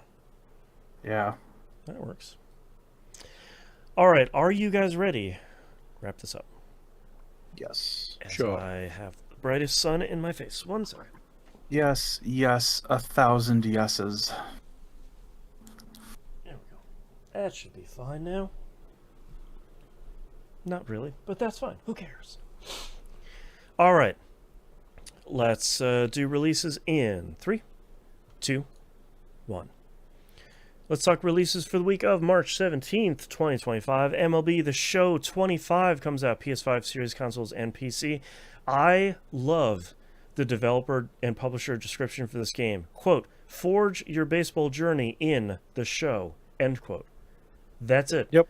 Usually these games have like paragraphs, and every JRPG has like 7 or 8 paragraphs of like, in the first age of Gilded Age of Men. It's just like, shut up. This one's just like, nah, man, it's baseball. What do you want? Play baseball. It's a hell of a baseball game, and Yeah. if you're a baseball fan, then you know that the MLB is called The Show for some reason. Yeah. So Joe Random, You gonna check it out? get him back I was in gonna there. say. Nope, because this one is not on Game Pass. Correct. So Yeah. I will be sucks. waiting until it hits Game Pass or until it is on like 70% sale, 80% sale, maybe. You know, It's just $10. give it a month or two. Yeah. Yeah. Yeah. So So yeah, based on today's economy, if Ubisoft did make it, it'd be on sale tomorrow. Yeah, seriously. true. It's true. Yeah, so I don't know what's different in here. A lot of it seems to be kind of mechanical stuff. One of the splash screens on this trailer was more QuickTime events. And I was like, oh my, okay, that's sure. Yeah. Yep. So we're not. They also have first-person mode for the first time, it looks like. Oh, spicy. Okay, interesting. So might talk about that in months and months and months. But you're not coming here for sports games anyway. So yeah, you're coming here for probably the third and fourth game we're talking about here in this segment, not the first. Listen to releases from last week, which, by the way, Moon is the new wrestling game 2025, the one to pick up, because we right. said it was until you said otherwise. That's right. Oh, for WWE? Yeah. Was that the one that came out last week? Yeah. Oh. Well, it's the only wrestling game on the market, so I honestly don't know. Because the problem I have is they have taken the 2K approach to microtransactions heavy Gotcha. development. And I think this is the third game by the in-house studio, so I'm hoping it's better, but I don't know. Yeah. And also Orange Cassidy isn't in it. So Well, then who wants to buy it? although having said that, I'm pretty sure that, they have the best creator character thing period ever in the WWE games. Just Google or YouTube search for like WWE 2K blank Royal Rumble CPU, and you'll get a bunch of streamers who have done like all CPU Royal Rumbles with all downloaded characters. Oh, that's fun. So like SpongeBob SquarePants will fight the knight from Dark Souls Right. and so on and so forth. Yeah. And they're usually pretty hilarious Yeah. and pretty great. So I can guarantee there's an Orange Cassidy in there. True. Not It's just official. not official. Yeah. Yes. Yeah. Which is the way he would want it. That's true. Yes. True. Next game here, Assassin's Creed Shadows, probably finally coming out on PS5, Series consoles, PC, and Mac OS. Yep. I am still very curious about this game. I'm not financially in it for day one, but I am really, really curious to see what reviews are going to be here. It's also, unfortunately, my counter pick here in our fantasy publisher league, so we'll see.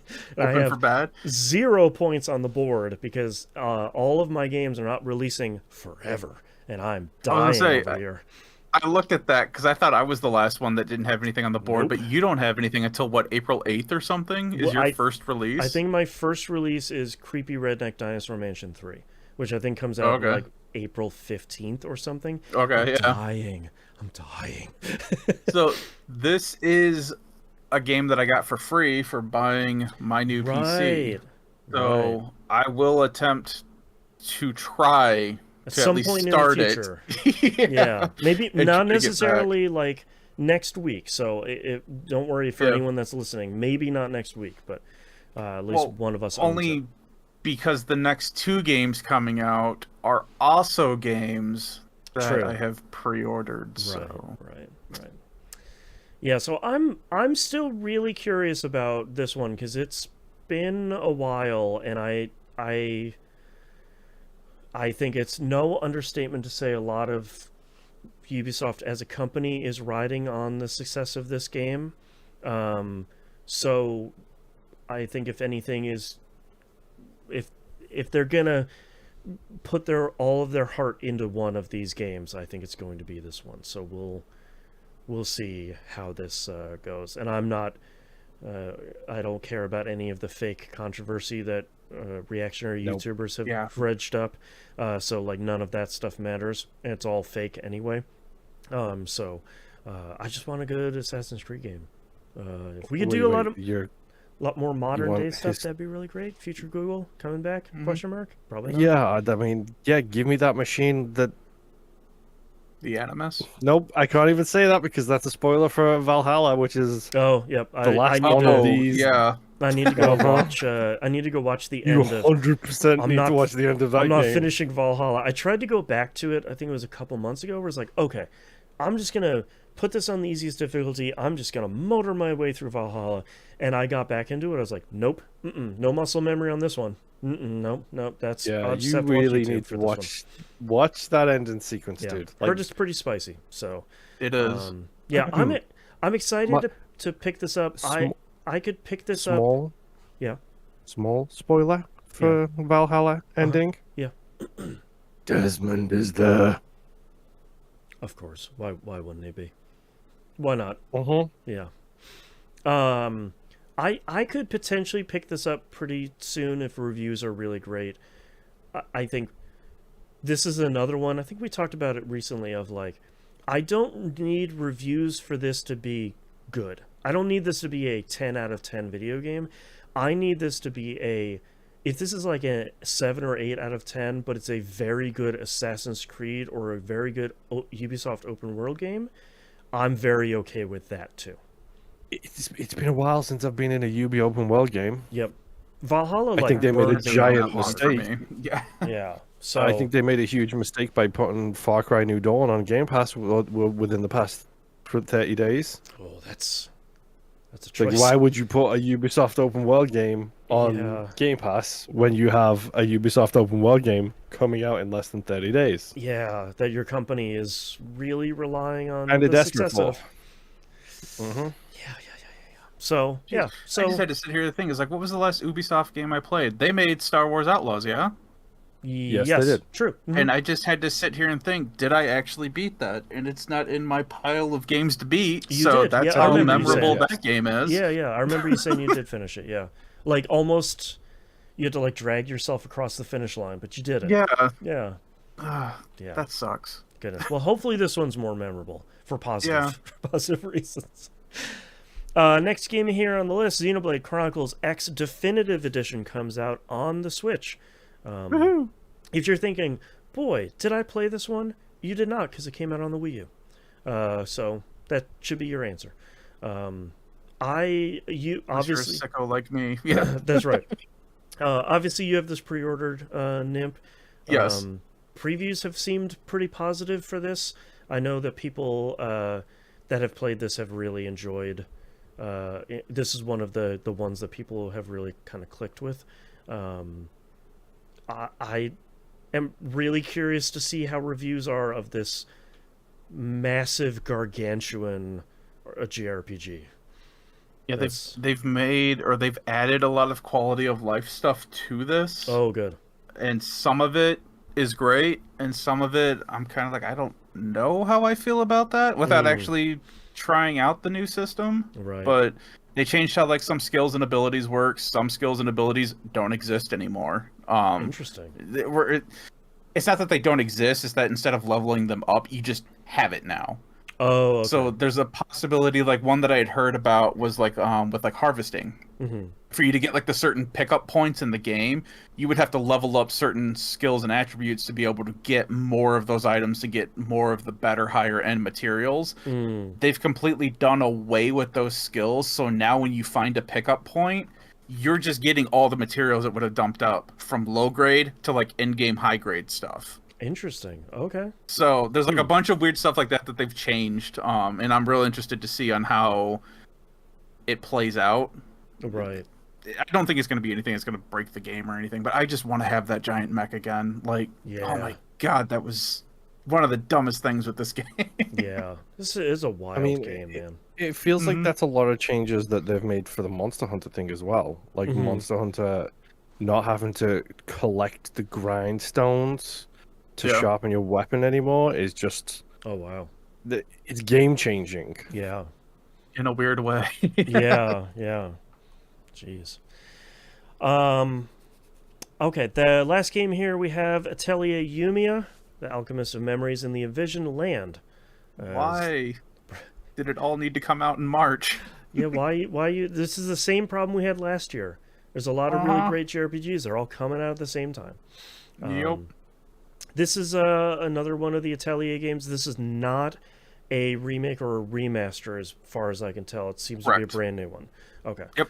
I don't think they're caught up doing remasters or re-releases, I don't believe. Technically, no. I mean, they've had like the DX versions of all the older games out for like ever now. Right. But yeah, they haven't done anything past the DX versions in years. So like Rizo was like the first new Alchemy, or first new series that we got out of them. Right.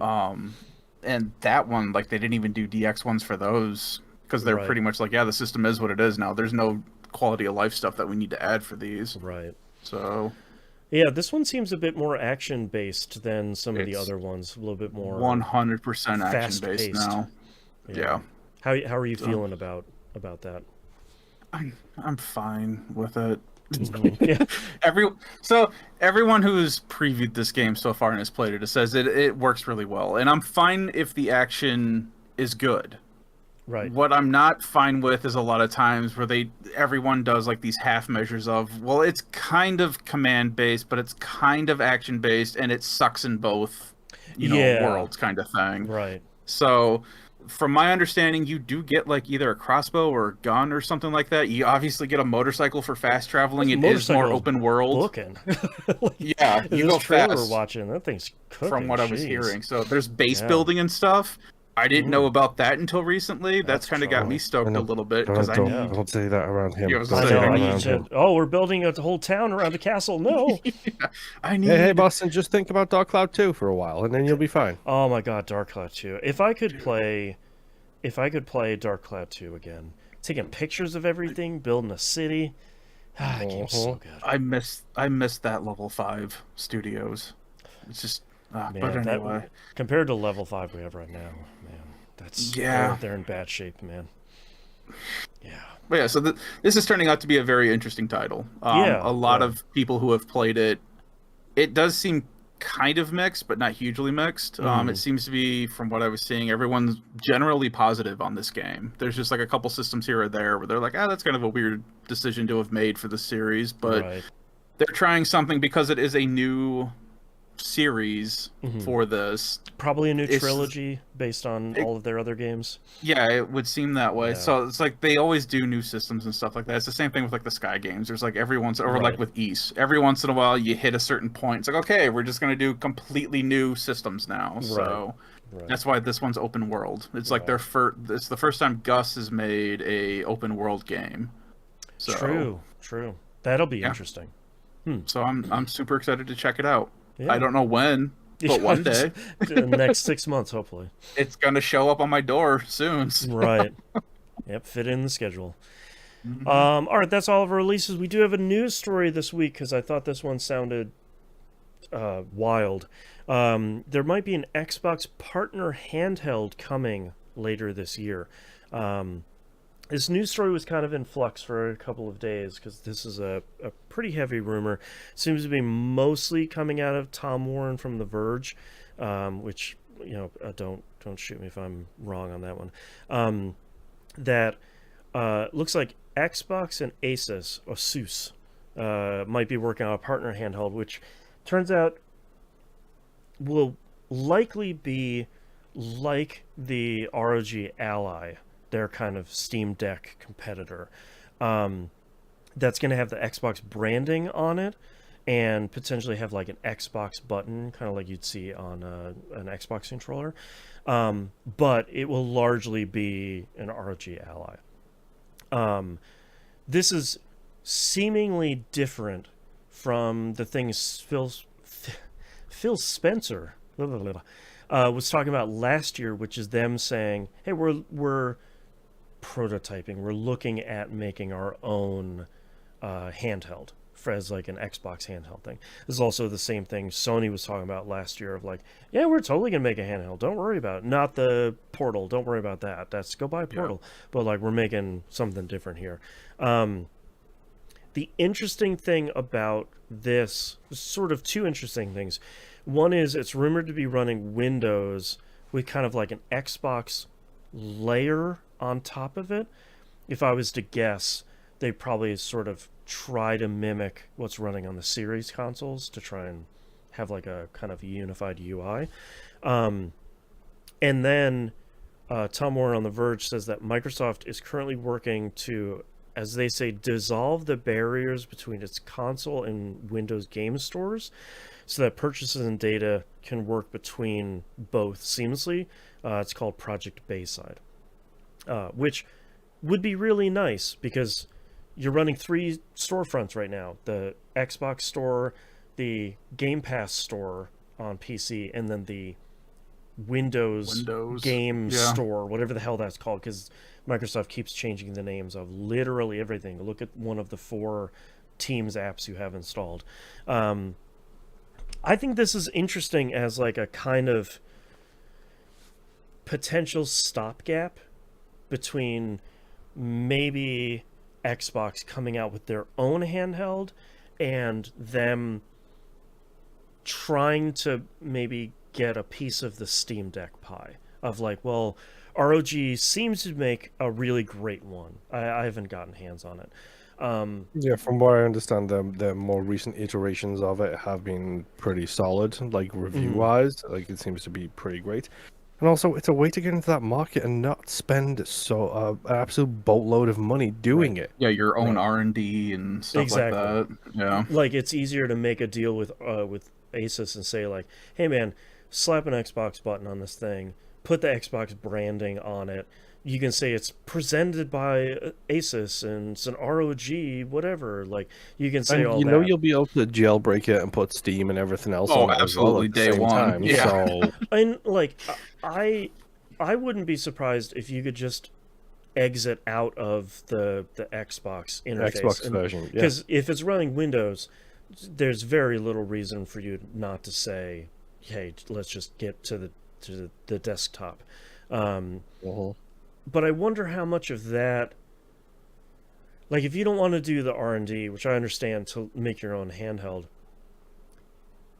and obviously your Microsofts, you would want them to run Windows, but part of the success and the benefit of the Steam Deck is you're not running Windows, and you're not dealing with all of that overhead of just like, we're running Windows 11 and then putting something on top of it, which seems like it's kind of a big ask for, like, that's been one of the big sticking points for a lot of these Steam Deck competitors is like, yeah, it runs Windows, and that's great, but it also runs Windows. So like, compatibility is great. Windows 11 has been a dumpster fire since release. Right. And continues to be a weird dumpster fire in weird, interesting ways. Right. New and exciting ways for it to just be completely broken. Well, yeah, because there was an update that came out last month that just completely broke. God, what was it? It was something important, and I don't remember. Yeah, and it's like, how did that get out of testing? Yeah, like, how are you doing this? Yeah, so like that as always, running Windows seems to be a double-edged sword of like probably all the stuff you own on Steam is going to run on this.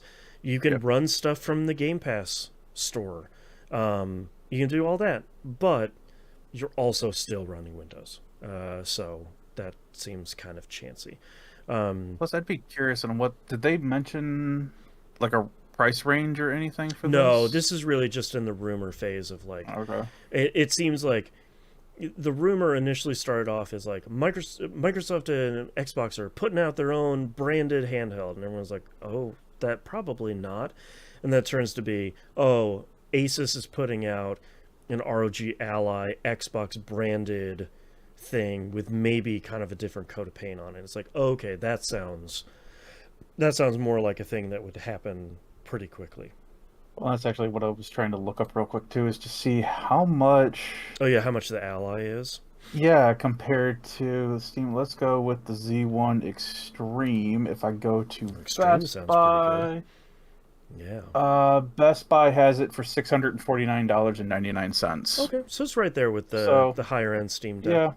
If you do just the regular Z1 at Best Buy, because that's just what I have to link to, it looks like it's $324.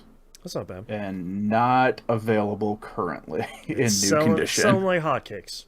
Yeah. So yeah. So maybe the price will be comparable to what a Steam Deck is as well, depending on what all the features have, if whatever they plan to do with this. Yeah, it's interesting too, because I wonder at that point, like, it calls the longevity of the Series S into question as well, of like, if you can have this kind of higher powered thing in handheld form, and let's assume it has a dock, because most of these have a dock. Everything has to have a dock now. Yeah. Everyone's got to be a Switch. That's right. Thank goodness. But like, how much do you keep the Series S around long term of like, well, here's your Series X as kind of your enthusiast pro console, and then you want to switch, we've got this other thing too. So yeah, we'll see. I think that'd be good. I was just thinking that would be weird if we get, I guess, like, hey, from here on out, every console that gets released is the pro version of the console. Mm-hmm. But then if you don't want to spend $600 on the pro version release, hey, we have this handheld for you. Exactly. That's basically the S version of, and you can dock it, so you can play it on your big TV with your friends. Yeah. But that would also help push the narrative that this industry's been trying to go on. It's like, well, I doubt they're going to have a Blu-ray player in that handheld, so that's going to be purely digital only. Right, so. Exactly. Right. So one of the more interesting rumors, I think, we don't always talk about rumors on the show because a lot of it is just like, it's either coming out in 2 weeks, so we'll just talk about it then, or it's so far-fetched that it's like who would put Metal Gear Solid and Solid Snake and Death Stranding 2? That would just be wild. I don't know what you're talking about. I think you mean Dollar Dake. Thank you very much. Oh yes, the snake that we have at home. That's right. I can't wait to play that game. It looks so ridiculous.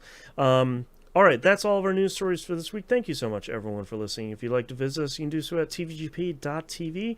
Everywhere to find and follow us is on the right-hand side of the page. Don't forget to join Discord, discord.tvgp.tv. We do have the best community on the internet. I'm not just saying that to make everybody feel better. They are a great collection of humans over there. And maybe some robots, too. That's fine. You do that too. I'm not going to judge. Patreon.com/E1M1. The ones and numbers. $5 tiers of recommended one. Gets you everything. Anything above and beyond that is greatly appreciated. If you can't support us financially, totally understand. Go like, comment, subscribe on the YouTube channel. Go follow us on Twitch. Please rate us positively. If you have a negative review or rating, just keep that to yourself. Over on the podcatcher of choice, if you're able to, that helps us please the algorithm. It helps us make the algorithm happy, and that means that gets us into more people's eyeballs and ears, and that makes me happy. That's all of we have for this week, so we'll see you next week. Bye. Oi. Bye. All right, Nimp. What titles do you have? All right, I have Go Get My Chicken, Catch 30 Whoppers,